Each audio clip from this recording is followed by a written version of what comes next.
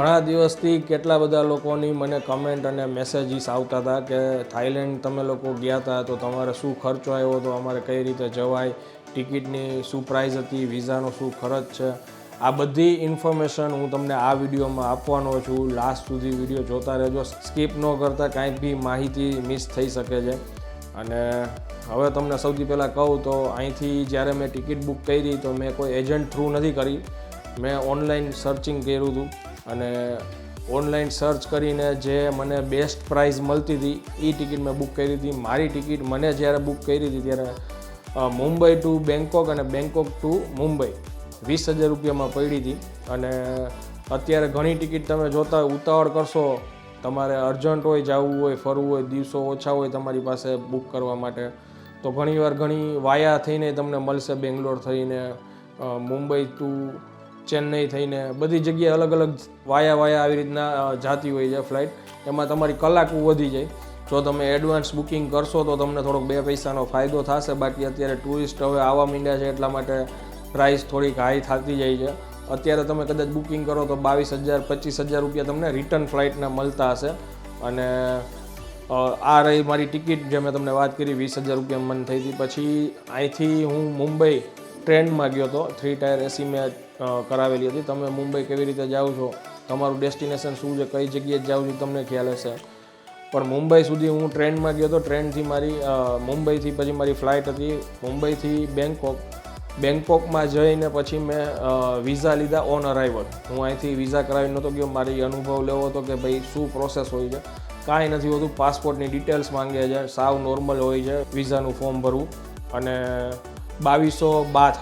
સૌથી પહેલાં તમને કહી દઉં કે આપણી ઇન્ડિયન કરન્સી છે ત્યાંનો 1 રૂપિયો એટલે આપણા 2.30 પૈસા. આ આપણી કરન્સી ચાલતી હોય છે. આમાં રોજ અપડાઉન થતું હોય છે, વધુ નથી થતું પણ થોડોક ફેર આવે છે. એટલે એમ આપણે એમ ગણીએ કે 2.5 ગણા આપણા પૈસા થાય છે એમનો 1 રૂપિયો. એટલે તો આપણે 2200 બાથ, ત્યાંના 2200 બાથ એટલે આપણા 5,000 સમથિંગ રૂપિયા થાય વિઝાના. તો મેં આ પર હેડ 5,000 રૂપિયા વિઝાના ચૂકવા છે. 20,000 રૂપિયાની ટિકિટ, 5,000 રૂપિયાના વિઝા, 25,000 રૂપિયા થયા. અને એ પછી મેં ટિકિટ ત્યાં તમે જાઓ એટલે હોટલ બુકિંગ તમારે બતાવવું પડે છે. 2200 બાથ એટલે છે, નોર્મલ પ્રાઇસ એમની 2,000 છે પણ વર્ષોથી 200 બાથ વધારે લે છે. એ 200 બાથ જો તમે જે દો છો એમાં તમને જાજી ક્વેરી નથી કરતા, થોડુંક તપાસ કરે કે ભાઈ આ વિગત જે પાસપોર્ટમાં છે એ જે અમને લખી છે ને. અને વિઝા કેવા હોય એ તમને હું અત્યારે બતાવી દઈશ.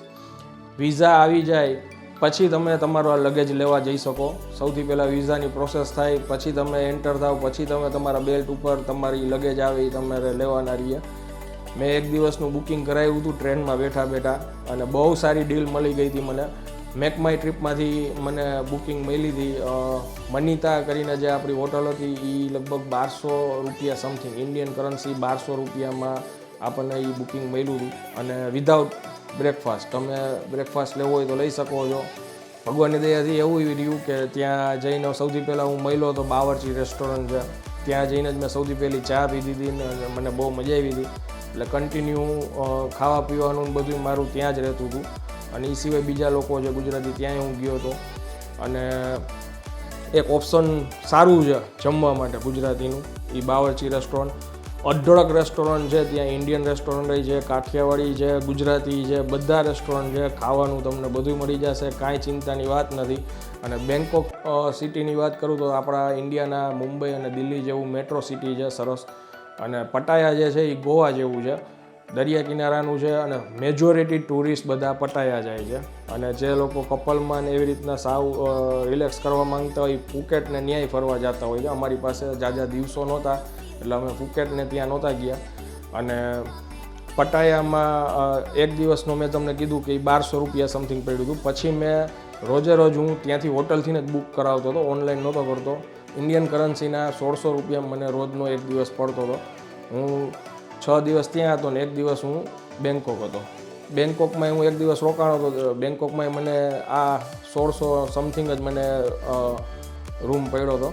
અને જોવા જેવી ડેસ્ટિનેશન તો ઘણી બધી છે. આ તમે અત્યારે વિડીયો જોવો છો, આપણી બીજી ચેનલ છે આનંદ સાતા. મેં એમાં લગભગ 5 કે 6 વિડીયો અપલોડ કરેલા છે આનંદ સાતા ઉપર. તમે ત્યાં જઈને ચેક કરી શકો છો. એની ઉપર રોજે રોજના દિવસના મેં વ્લોગ શૂટ કરેલા છે. બિગ બુદ્ધા ગયો હતો, પછી ટાઈગર પાર્ક છે, બહુ જબરદસ્ત જગ્યા છે, તો જવા જેવું જ છે, ત્યાં મિસ ન કરતા. બેંકોકમાં પછી ઓલું ડોલ્ફિન જોવા જઈ શકો, મોટા મોલ છે બેંકોકમાં, ઘણું બધું છે ફરવા લાયક. અને બેંકોકમાં એક ફ્લોટિંગ માર્કેટ છે, ત્યાં એક મારે જવાનું મિસ થઈ ગયું હતું. એ એક સારી જગ્યા છે આપણે વિઝિટ કરવા માટે. બાકી શોપિંગ કરવા બેંકોક ઘણા લોકો રહેતા હોય છે. પછી પટાયામાં ઘણું બધું ફરવા માટે, ઘણું એટલે ઘણું છે. હું તો કામથી ગયો હતો એટલે મારે ઘણા રેસ્ટોરન્ટવાળાને મળવાનું હતું, એ લોકોને મળીને પછી શૂટિંગ કરવાનું હતું, એટલા માટે મારે પટાયામાં દિવસ જાજા થયા હતા. અને ત્યાંય મેં એમ તો એક્સપ્લોર ઘણું કર્યું. કોરલ આઇલેન્ડ ગયો હતો, તો કોરલ આઇલેન્ડના પેકેજ થાય છે 300 થી 400 બાથના, જે તમને સ્પીડ બોટમાં લઈ જાય છે. એમાં પછી તમે રિટર્ન આવો ને ત્યારે તમારું લંચ ઇન્ક્લુડ હોય છે. પણ જો કોઈ ત્યાંનું લોકલ હોય તમારું, તો તમે કોઈને પૂછશો ને તો તમને એક ત્યાંથી બોટે લઈ જાય છે, ફેરી બોટ કહી શકાય આપણે, એની જેવું કંઈક કહેવાય. એ તમને 30 કે 40 બાથમાં તમને કોરલ ઉતારી દે ને તમારે મન હોય ત્યાં સુધી સાંજ સુધી તમે રહી શકો, અને પાછી એ જ ફેરીમાં તમે પાછા રિટર્ન આવી શકો.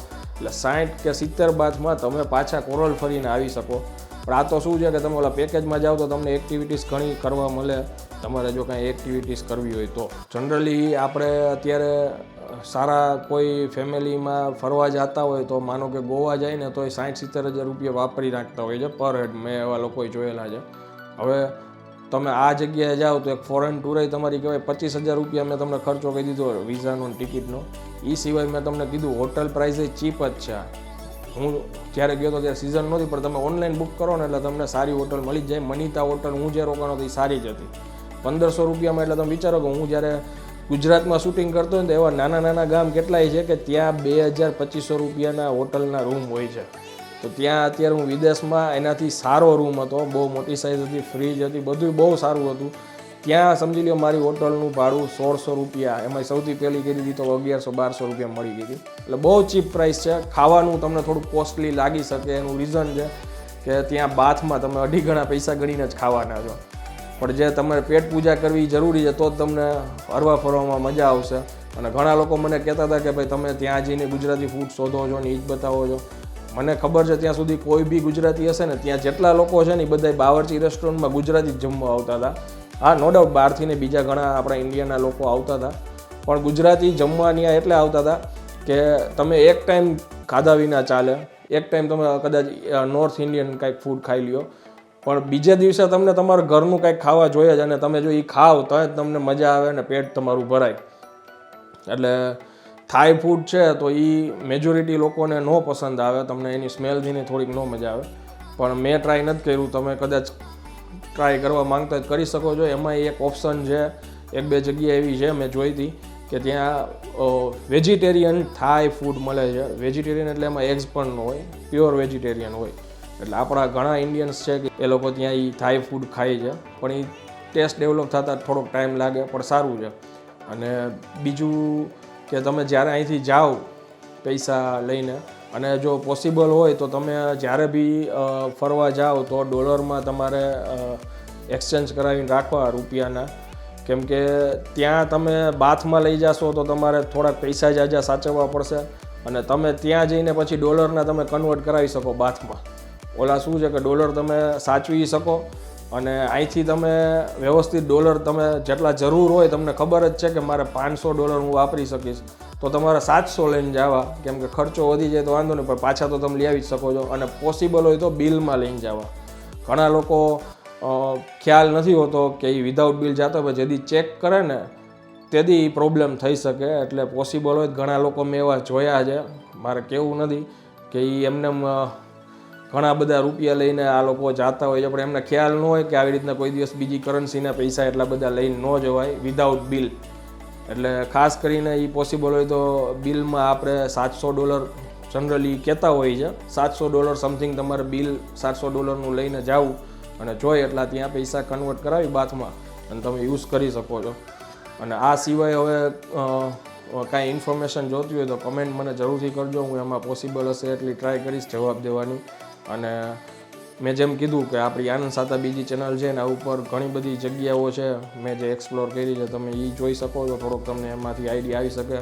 ઇન્ડિયન્સ આપણા ગુજરાતીઓ ખાસ કરીને ત્યાં નાઇટ લાઈફમાં પબ છે ત્યાં બધા જતા હોય છે. આવી બધી જગ્યા છે ત્યાં બધા ફરતા હોય હરતા હોય છે. હવે આ હું વિડીયોને વિરામ આપું છું. જો પોસિબલ હોય તો આ વિડીયોને વધુ શેર કરી દેજો અને વિડીયો પસંદ આવ્યો હોય તો વિડીયોને લાઇક આપી દેજો. અને હવે તમારું કાંઈ સજેશન હોય કે આગળ હવે કઈ કન્ટ્રીમાં જઈ શકાય તો મને જરૂરથી કહેજો. ત્યાં સુધી જય હિન્દ, જય ભારત.